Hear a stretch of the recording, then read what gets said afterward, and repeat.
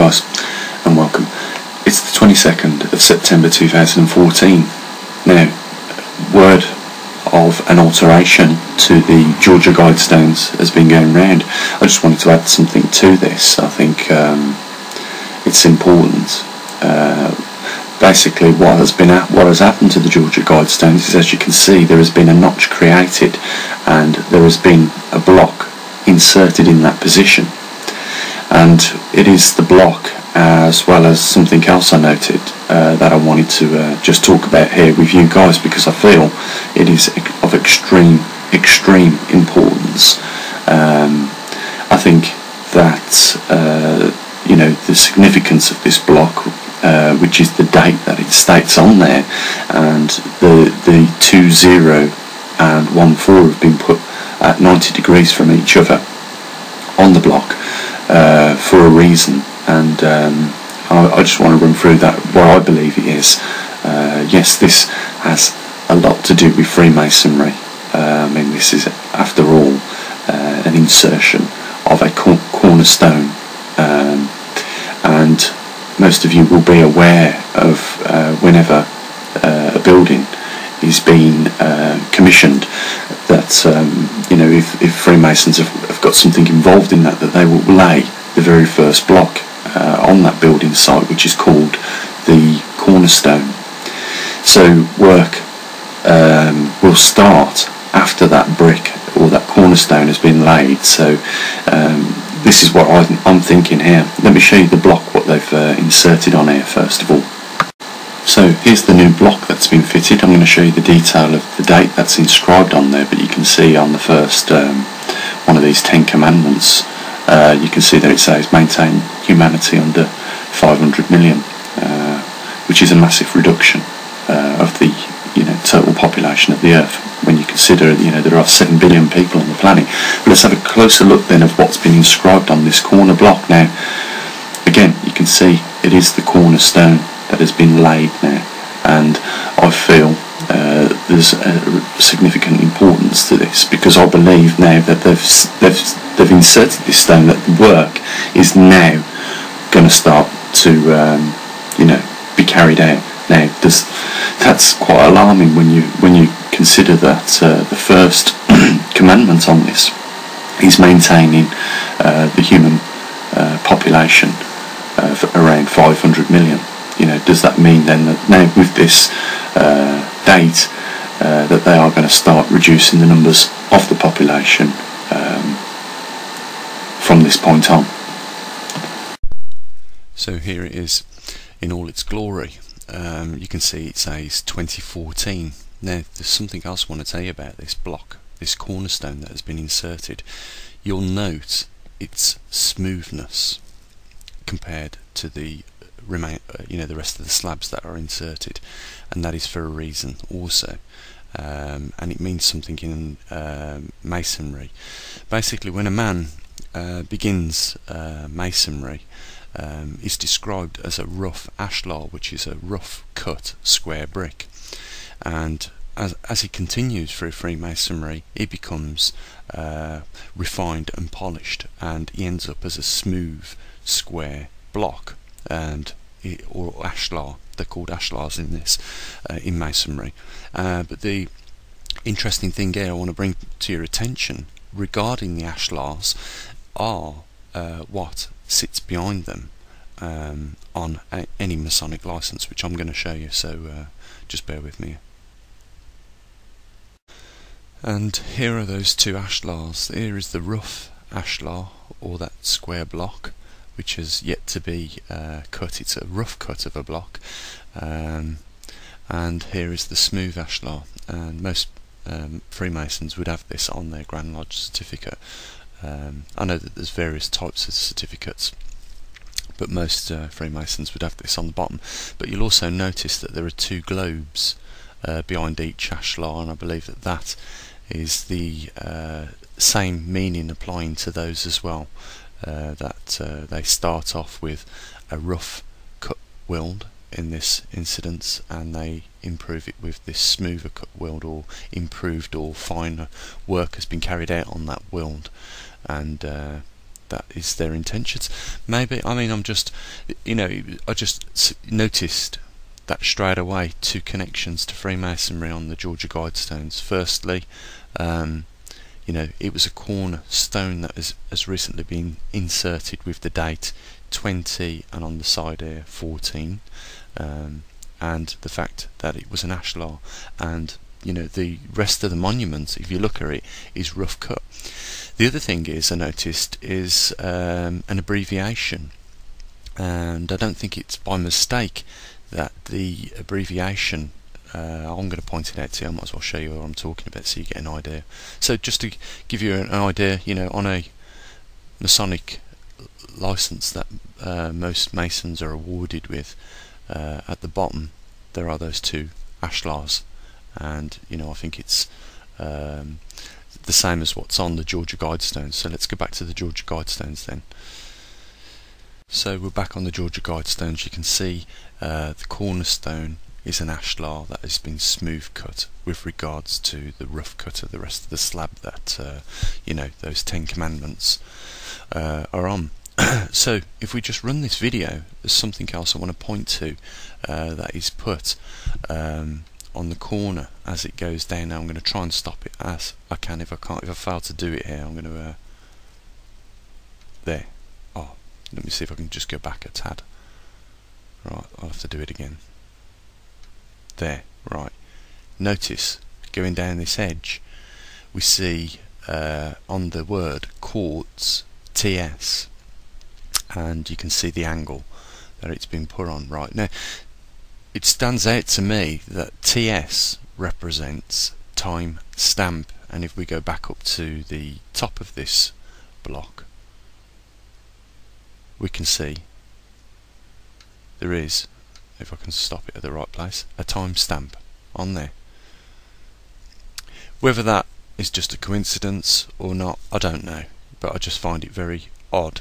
The other thing about the Georgia Guidestones, which most of us have never noticed before until this block has been laid, is that the fact that there was a notch, or it was always intended to be fitted there because there was an inscribed line on the Georgia Guidestones of where this block has been put. So this has been intended for quite some time. So just to go over a few facts, that I believe is an ashlar. It's got the time stamp on there of 2014 on the block, you know, and it is a cornerstone. Now remember, in Freemasonry, when they lay the cornerstone, it's usually the first block. So this is an indication that they are beginning quite possibly something. And if we look at the first of those 10 commandments, the first one is to maintain human population under 500 million people. Bear in mind there are 7 billion people on the planet right now. You know, I do find it alarming, to say the least, that this block has now been inserted with this year's date on it, 2014. The other thing I find coincidental, and we was only talking about it yesterday in the video that I put up there, was Christina Lagarde's mentioning of this year's date, and with regards to numerology, the significance of that. And let's see if I can find her speech, because I think she breaks it down exactly like this. So let's just let's go and see if I can find that, and I'll add it to this. I think it's also appropriate to wish ourselves a happy new year, given what I would like to talk to you about, which has to do with the global economy and what we should expect for 2014. Now I'm going to test you numerology skills by asking you to think about the magic 7. Okay? Most of you will know that 7 is quite a number in all sorts of themes, religions, and I'm sure that you can compress numbers. But think about 2014. Alright, I'm just giving you 2014, you drop the 0, 14, 2 times 7. That's just by way of example, and we're going to carry on. That's just by way of example, and we're going to carry on. So 2014 will be a milestone and hopefully a magic year in many respects. It will mark the 100th anniversary of the First World War back in 1914. It will mark the 70th anniversary, drop the zero, of the Bretton Woods Conference that actually gave birth to the IMF. And it will be the 25th anniversary of the fall of the Berlin Wall. 25th. It will also mark the 7th anniversary of the financial market jitters that quickly turned into the greatest global economic calamity since the Great Depression. The crisis still lingers. Yet, optimism is in the air. We've left the deep freeze behind us, and the horizon looks just a bit brighter. So my hope and my wish for 2014 is that after those 7 miserable years, weak and fragile, we have 7 strong. I don't know whether the G7 will have anything to do with it. Yes, as I thought so. She does mention it, 2014, that it's going to be a magical year, that it will be a milestone, and the other thing which you may have or may not have picked up on is that she talks about the G7. Now, this interview with Christine was done in January this year, and at that point there was a G8, not a G7, and she talks about knowledge of already knowing that there was going to throw Russia out of the G8 and that it would be a G7. So, some very interesting points here. I mean, are these world elitists now about to, start reducing the numbers of the population? I do find it very significant that they've put this block in the Georgia Guidestones because of the controversial commandments that are written on them. Describes a very different world.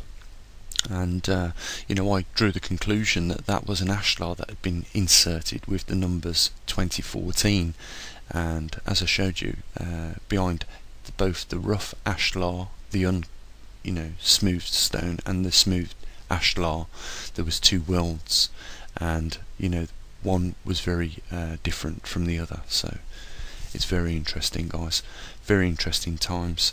And if that is the case, and my conclusions are right on this, although they're just my speculations, I find it very coincidental that there are those connections with Freemasonry. The